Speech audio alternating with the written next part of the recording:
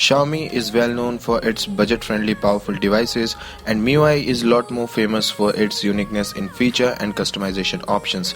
But you know guys what, you might have been doing quite a few things wrong, या फिर मैं ऐसा कहूँ कि कुछ ऐसी चीजें जो आपको आपके Xiaomi के डिवाइस में नहीं करनी चाहिए, क्योंकि ये चीजें आपके डिवाइस और आपके यूजर एक्सपीरियंस को बहुत ही ज्यादा अफेक्ट कर सकता है। तो आज मैं इस वीडियो में आप लोगों को बताने वाला हूँ 3 ऐसी चीजें जो आप अपने Xiaomi के डिवाइस में गलत करते आ रहे हैं और आपको वो नहीं करनी चाहिए। So my name is Kinkar guys, you guys are watching TipTopTech। Without wasting any more time, let's go for it.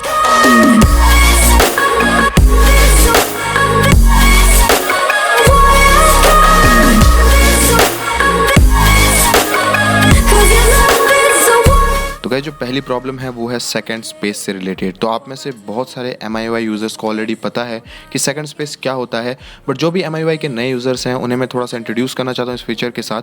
तो बेसिकली सेकंड स्पेस एक फीचर है जिसमें आप अपने MIUI डिवाइस में जो यूज़र अकाउंट्स है उसे आप 2 यूज़र अकाउंट में डिवाइड करके 2 अलग अलग पार्टीशंस बना सकते हैं, जैसे कि आप विंडोज़ कंप्यूटर में यूज़ करते हैं। अब गाइस ये जो 2 अलग अलग पार्टीशंस हैं, इन दोनों पार्टीशन में आप डिफरेंट यूज़र अकाउंट लिंक कर सकते हैं डिफरेंट एप्लीकेशंस के साथ, और इसमें जो मीडिया पार्टीशंस हैं उसे भी आप सेपरेट कर सकते हैं। तो बेसिकली आप अपने फ़ोन का एक फ्रेश क्लोन यूज़ कर सकते हैं एज अ सेकंड स्पेस।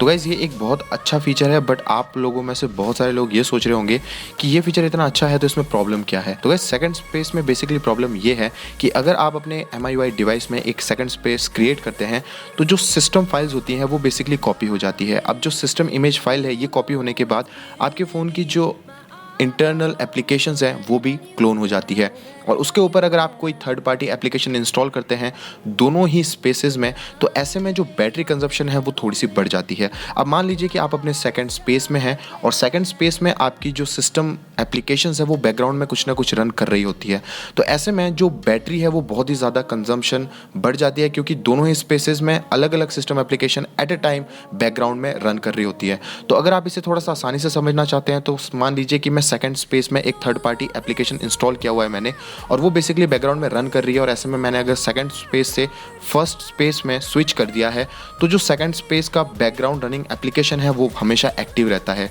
तो ऐसे एक्टिव सिचुएशन में जो बैटरी कंजम्पशन है वो होती ही रहती है और बैटरी की ड्रेनेज जो है वो बहुत ज़्यादा बढ़ जाती है। तो गाइस ये जो सेकंड स्पेस का फीचर है ये मैंने बहुत सारे MIUI डिवाइस में यूज़ किया है, और पर्सनली जब भी मैंने कोई सेकंड स्पेस क्रिएट किया है तो उसके बाद मैंने पर्सनली ये चीज़ एक्सपीरियंस करी है कि सेकंड स्पेस क्रिएट करने के बाद मेरी जो बैटरी बैकअप है वो बहुत ही ज़्यादा डाउनग्रेड हो जाती है। जो बैटरी बैकअप है वो उतना अच्छा नहीं मिल पाता है जैसा कि मुझे नॉर्मली मिलता है।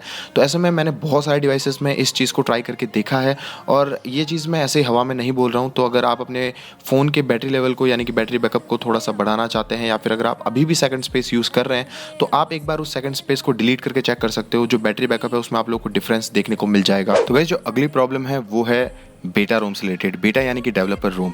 तो MIUI के basically 2 stable and developer ROM types हैं। तो स्टेबल रोम जो होती है वो आप लोगों को फैक्ट्री इंस्टॉल्ड मिलती है, यानी कि अगर आप एक Xiaomi का नया डिवाइस खरीदते हैं तो उसमें जो आप लोगों को MIUI का रोम मिलेगा वो बेसिकली एक स्टेबल रोम होगा, यानी कि उसमें बग्स बहुत ही ज़्यादा कम होते हैं। बट गाइज स्टेबल रोम के बाद आता है डेवलपर रोम। तो जो डेवलपर रोम होता है उसमें जितने भी MIUI के नए नए फीचर्स हैं वो बहुत ही जल्दी इंट्रोड्यूस हो जाते हैं, और डेवलपर रोम के अपडेट जो होते हैं वो आप लोगों को वीकली मिलते हैं। बट स्टेबल रोम का जो अपडेट होता है वो आप लोगों को हर 2 महीने में एक अपडेट मिलता है। तो ऐसे में कुछ यूजर्स जो है स्टेबल से बेटा रोम में स्विच कर लेते हैं अपने डिवाइस को, और इससे स्विच करना बहुत ही आसान है। आप लोगों को सिंपली जो डेवलपर रोम की फाइल होती है उसे आप लोगों को MIUI से डाउनलोड करनी होती है, और अपने फ़ोन के अपडेटर ऐप में जाके आप मैनुअली अपने डिवाइस को स्टेबल से डेवलपर में अपडेट कर सकते हैं। अब गाइस प्रॉब्लम ये आती है कि अगर मान लीजिए आपका फ़ोन का बूट लोडर अनलॉक नहीं है। बूट लोडर यानी कि आपके फ़ोन पे जो मैन्युफैक्चरर की एक बाउंडेशन होती है उसे बेसिकली बूट लोडर कहते हैं। तो बूट लोडर अगर आप अनलॉक कर देते हो किसी भी MIUI डिवाइस का, तो उसके बाद से जो रेस्ट्रिक्शंस है बेसिकली वो हट जाती है। बट उसमें एक प्रॉब्लम एक और इंट्रोड्यूस हो जाती है, और उसमें गाइस ये प्रॉब्लम आती है कि अगर आपने अपने MIUI के किसी भी डिवाइस को अगर आप इसको बूट लोडर को अनलॉक कर देते हो तो उसके बाद से जो सिक्योरिटी लेवल है वो बेसिकली डाउनग्रेड हो जाता है। तो इसके बाद मान लीजिए अगर आप अपने फ़ोन में फाइंड माई डिवाइस जैसे ऑप्शंस अगर आप यूज़ करना चाहते हैं तो वो बहुत ही ज़्यादा वीक हो जाते हैं। आप अपने फ़ोन को सिंपली जो है सिक्योर नहीं रख पाते हो, क्योंकि आपके फ़ोन में हर कोई रोम फ्लैश हो सकती है उसके बाद। तो बेसिकली अगर आप अपने फ़ोन के बूट लोडर को बिना अनलॉक किए स्टेबल से डेवलपर में अगर आप स्विच कर लेते हैं, जो कि आप कर सकते हैं, बट उसके बाद अगर आप मान लीजिए फ्यूचर में आप फिर से डेवलपर रूम से स्टेबल में आना चाहते हो तो उसके लिए जो अपडेटर ऐप का नॉर्मल प्रोसेस है वो आप अप्लाई करके फिर से स्टेबल में नहीं आ सकते। अब गाइस ऐसे में अगर आप Xiaomi का जो XMT टूल है यानी कि Xiaomi का जो MI मल्टी टूल है, अगर आप उसे यूज़ करके कंप्यूटर के थ्रू अगर आप चाहें कि अपने फ़ोन को डेवलपर से स्टेबल में ले आना, तो वो भी गाइस पॉसिबल नहीं हो पाता है। तो मैंने बहुत सारी वीडियोस बनाई है जिसमें मैंने आप लोगों को दिखाया था कि स्टेबल से डेवलपर में कैसे जाना होता है और वो प्रोसेस काफ़ी आसान था, बट उसे रिवर्ट करना यानी कि डेवलपर से स्टेबल में आना थोड़ा सा मुश्किल हो जाता है और उसके लिए आप लोगों को MI फ्लैश टूल का यूज़ करना होता है, जिसमें कि अनलॉक्ड बूट लोडर वाला डिवाइस बहुत ही ज़रूरी है डेवलपर से स्टेबल में आने के लिए। तो अगर मान लीजिए आप अपने फ़ोन की सिक्योरिटी को लेकर थोड़ा सा कंसर्न है या फिर आप अपने फ़ोन के बूट लोडर को अनलॉक नहीं करना चाहते, तो ऐसे में मैं आप लोगों को रिकमेंड करूंगा कि आप स्टेबल से डेवलपर में स्विच मत कीजिए, क्योंकि अगर आप स्टेबल से डेवलपर में स्विच कर जाएंगे तो आप लोगों के लिए ये कंपलसरी हो जाएगा कि आपको अपने फ़ोन का बूट लोडर अनलॉक करना पड़ेगा, उसके बिना आप फिर से डेवलपर से स्टेबल में नहीं आ पाएंगे। तो गाइस जो थर्ड एंड फाइनल प्रॉब्लम है वो है चार्जिंग और बैटरी से रिलेटेड, और ये प्रॉब्लम बाकी सारे एंड्रॉयड डिवाइसेस में भी एप्लीकेबल है। तो बेसिकली अगर आप अपने फ़ोन को चार्जिंग के दौरान यूज़ करते हैं और यूजेस भी अगर आप हैवी यूजेस करते हैं, यानी कि आप अपने फ़ोन को चार्ज करते हुए इसमें हैवी गेम्स या फिर मल्टीटास्किंग वगैरह करते हैं, तो इससे बेसिकली गाइज आपका जो फ़ोन है वो हीट होना स्टार्ट होता है। अगर आपका फ़ोन गर्म होता है तो गर्म होने के बाद आप अपने फ़ोन में लैग एक्सपीरियंस करेंगे। अब गाइज प्रॉब्लम सिर्फ लैग से नहीं रुकती है।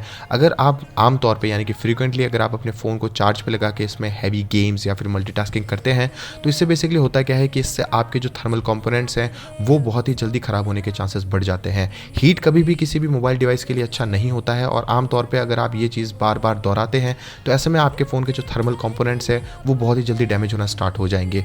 तो हीटिंग रिलेटेड अगर आप अपने फ़ोन में इशू एक्सपीरियंस कर रहे हैं चार्जिंग के दौरान, तो मैं आप लोगों को रिकमेंड करूंगा कि कभी भी आप अपने फ़ोन को चार्ज पे लगा के यूज़ ना करें अपने फ़ोन को। अब गाइस मोबाइल डिवाइसेस में डेस्कटॉप PC या फिर लैपटॉप जितना अच्छा कूलिंग सिस्टम नहीं होता है, तो ऐसे में जो हीट है ये फ़ोन के लिए और इसके कंपोनेंट्स के लिए, जो इंटरनल कंपोनेंट्स होते हैं किसी भी डिवाइस के, मदरबोर्ड या फिर उसमें लगे बहुत सारे अदर कंपोनेंट्स, इसके लिए कभी भी अच्छे नहीं होते हैं। और हीटिंग से आपका जो CPU है उसकी जो क्लॉक स्पीड है वो कम हो जाती है। ऐसे में जो प्रोसेसिंग स्पीड है वो ज़्यादा नहीं मिलने के कारण ये बहुत सारे एप्लीकेशन को ऑटोमेटिकली किल कर देता है, जिससे आप अपने फ़ोन में लैग एक्सपीरियंस करते हैं।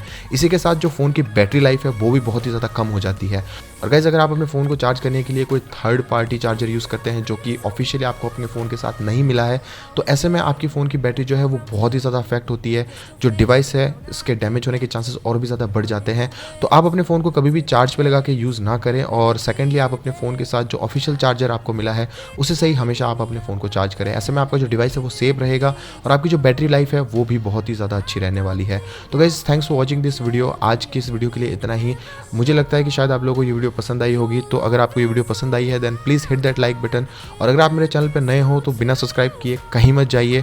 Thanks for watching this video guys. I'll catch you in my next video. Till then, take care. Bye-bye. Peace. Too many thoughts on my mind, I can't sleep at night, so I just keep writing. I don't need no help, I don't need opinions, so don't waste my time then. I just been living online, my city don't show me no love and that's fine. Fuck local radio stations, I got more plays than all of these rappers combined. I'm going again, I've been going in, I'm fed up with so many things, I gotta just let it all out. I'm talking about the shit they've been talking